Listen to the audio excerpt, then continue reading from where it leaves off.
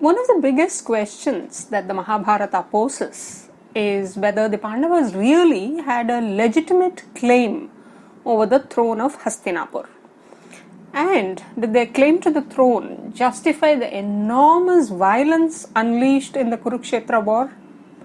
Does the epic have an answer to this tricky question? Let's find out.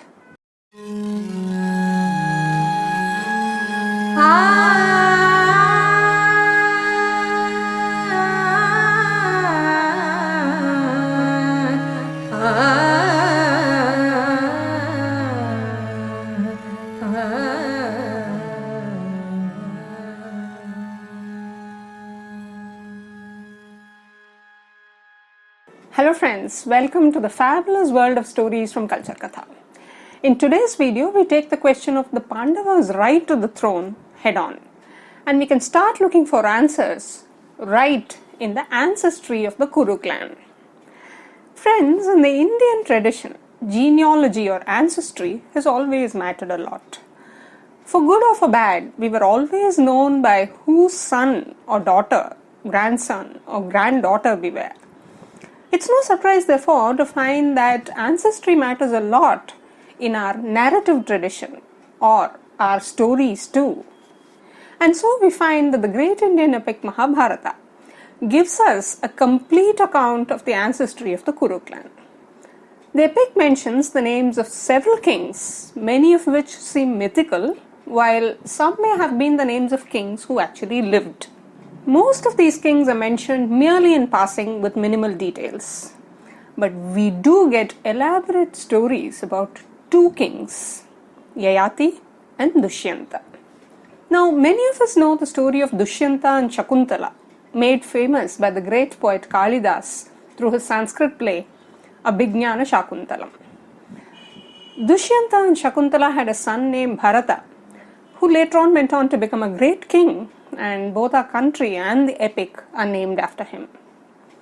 However, the epic itself offers only a very brief sketch of King Bharata.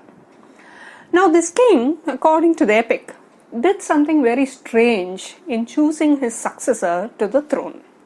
He had 9 sons through his 3 queens, but he was not satisfied with any of his sons because he thought that none of his sons was like him or good enough for him.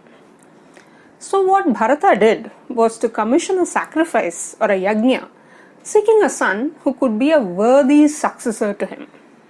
The epic says that Bharata obtained a son named Bhumanyu through sage Bharadwaja, suggesting that perhaps Bharadwaja was the father of Bhumanyu.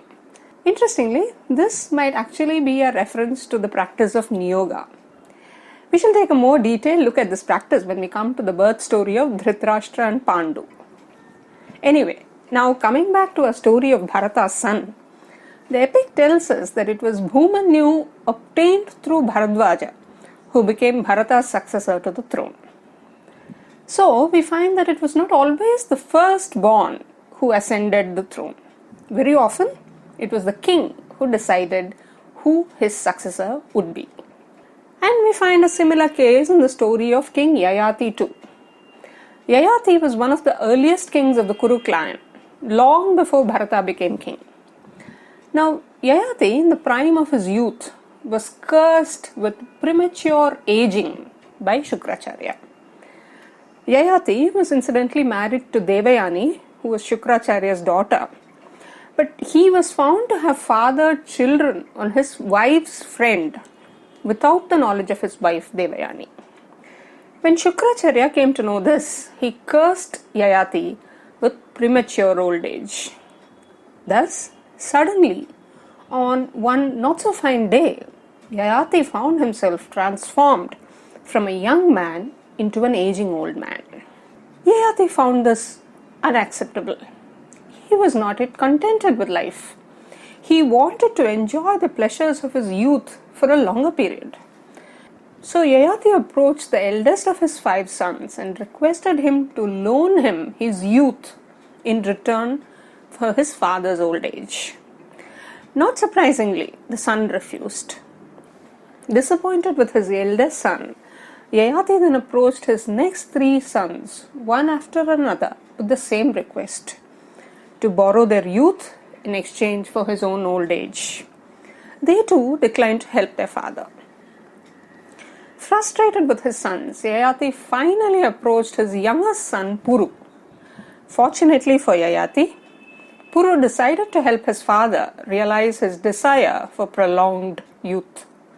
And so he gave away his youth to his father and took up Yayati's old age instead.